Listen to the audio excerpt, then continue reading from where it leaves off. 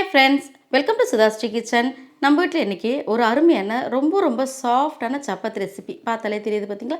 எந்த அளவுக்கு ரொம்ப சாஃப்டாக இருக்குன்னா இந்த சாஃப்டான சப்பாத்தி ரெசிபி இந்த மாதிரி நம்ம பிச்சு பார்த்தாலும் எப்படி இருக்குது பாருங்கள். எவ்வளோ சாஃப்டாக பஞ்சு பஞ்சாக நமக்கு சாப்பிட்றதுக்கே அவ்வளோ டேஸ்ட்டாக இருக்கும். இது ஒரு லெஃப்ட் ஓவர் ரெசிபி வச்சு தான் நான் செஞ்சுருக்கேங்க. நான் எதில் செஞ்சேன்னு சொன்னால் நீங்களே ஆச்சரியப்படுவீங்க. ஆமாங்க, காலையில் நம்ம வீட்டில் செஞ்ச ரவை உப்புமா மீந்து போச்சு. ரவை உப்புமா செஞ்சாலே சீக்கிரம் காலையாவதுன்னு எல்லாத்துக்குமே தெரியும்.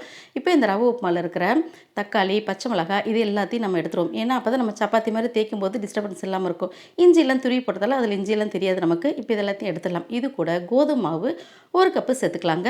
சேர்த்துட்டு இந்த கோதுமை மாவுக்கு தகுந்த அளவுக்கு மட்டும் உப்பு சேர்த்துக்கலாம். ஏன்னா ரவை உப்புமாவில் ஏற்கனவே உப்பு இருக்குது.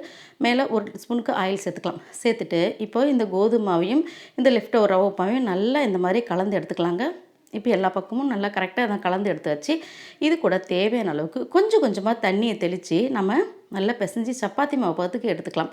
அதிகமாக நம்ம தண்ணி சேர்த்துட்டோம்னா நமக்கு பிசுப்பு இருக்கிற மாதிரி இருக்கும். அதனால் கொஞ்சமாக தண்ணி சேர்த்துட்டு இந்த மாதிரி நல்லா கெட்டியான பதத்துக்கு பிசைஞ்சு எடுத்துகிட்டு நம்ம சப்பாத்திக்கு தேவையான அளவுக்கு குட்டி உருண்டைகளாக இந்த மாதிரி நம்ம ரெடியாக முதல்ல உருட்டி எடுத்து வச்சிடலாங்க.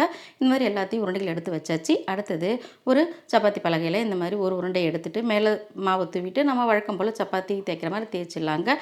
அடுத்தது வழக்கம் போல் ஒரு தோசைக்கல்லில் இந்த மாதிரி எண்ணெயை அப்ளை பண்ணிவிட்டு நம்ம தேய்ச்சி வச்ச இந்த ரவை உப்புமா சப்பாத்தி அப்படியே அதில் சேர்த்துட்டு 1 ஸ்பூன் எண்ணெயை ஊற்றிடலாங்க. இப்போ பார்த்தீங்கன்னா தெரியும், ஒரு 2 செகண்ட்லேயே இந்த மாதிரி நமக்கு அழகாக பொங்கி வர்றது.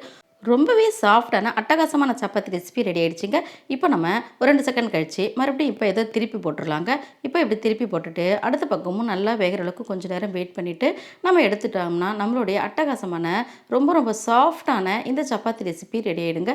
இப்போ 2 பக்கம் நல்லா கலர் மாறிடுச்சு தெரியுது பார்த்தீங்களா? அதுக்கப்புறம் இந்த மாதிரி ஒரு தட்டில் சேர்த்துக்கலாங்க.